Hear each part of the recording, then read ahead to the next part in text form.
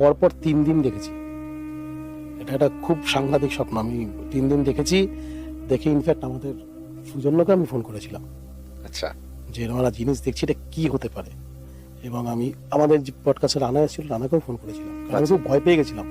In fact তুই তখন দার্জিলিংয়ে ছিলিস, প্রচন্ড কথা হচ্ছিল না। আমি যেটা দেখেছি 3 দিনই সেম টাইমটা হচ্ছে রাত্রি 3:20, একদম জলের মতো মনে পড়ে গেল।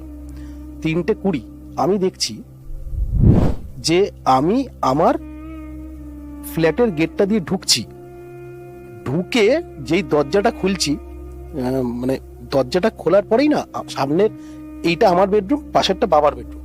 তো দরজাটা খুলে হল রুমটা, তো দরজাটা যে চটিটা খুলে আমি দরজা দিয়ে এন্ট্রি করছি, ঢুকছি যেই দেখছি আমার ঘরে প্রচুর কুকুর, 4-5টা কুকুর এরকম সিলিং এর দিকে তাকিয়ে বসে আছে অদ্ভুত ভাবে। আর কিছু শোরগোল পাচ্ছি হালকা, মানে কানে যেরকম